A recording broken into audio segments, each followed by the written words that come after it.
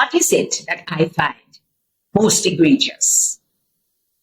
The fact that the Prime Minister lied to the country.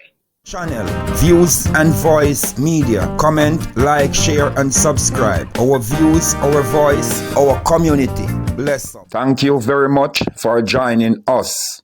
Today, my people, we will take a listen to what Donna Scott-Mottley got to say about the report that was tabled in Parliament pertaining to Andrew Holness' statutory declaration and his illicit enrichment. So let us listen to what she got to say and have that discussion in the comment section below. Some people leave your views down below. Thank you. Senator Donna Scott-Mottley to say a few words. Good morning, everyone. I want to continue from where the Leader of Opposition left off and to say to the Holness family that we all were very concerned about the reports, as unclear as they are, about the need for the multiple police to turn up at the residence.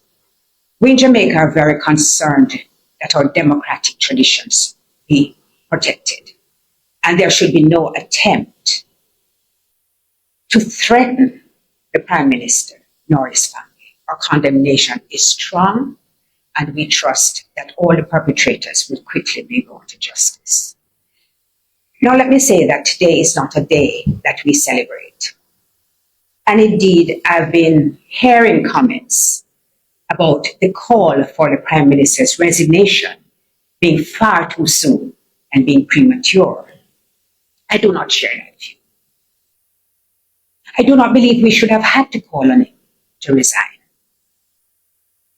I think in this sort of tradition, a Westminster democracy, it should be clear to the Prime Minister that he cannot function as a leader with this report unresolved. And it is obvious that the report is unresolved in many aspects. I confess, I have tried to go through all 177 pages. It's a laborious task.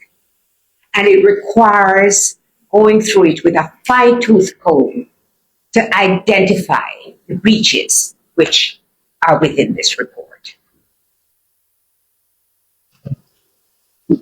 My guide is what I call the Holness principles of accountability.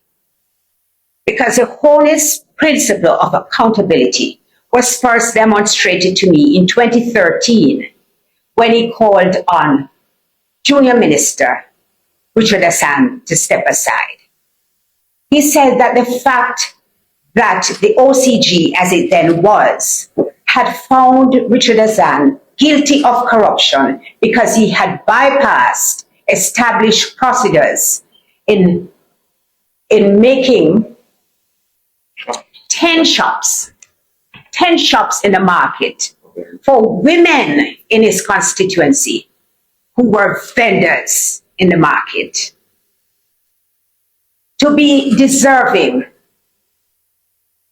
of isolation and condemnation.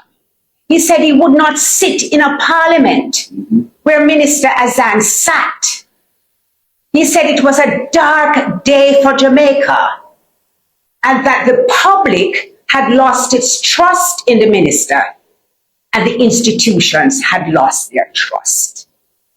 Now, as the leader pointed out, the Integrity Commission was at pains to point out that as Prime Minister and head of government, Mr. Holness has a higher duty to the public to ensure that the laws of Jamaica are maintained. But he has more than that to do because he sets the moral compass for his cabinet, for the parliament, and indeed for the entire country. So when we as citizens are condemning crime, when we say that our young children are turning scammers, when we condemn shoppers, the leadership of the country has to demonstrate consistency about how they approach this.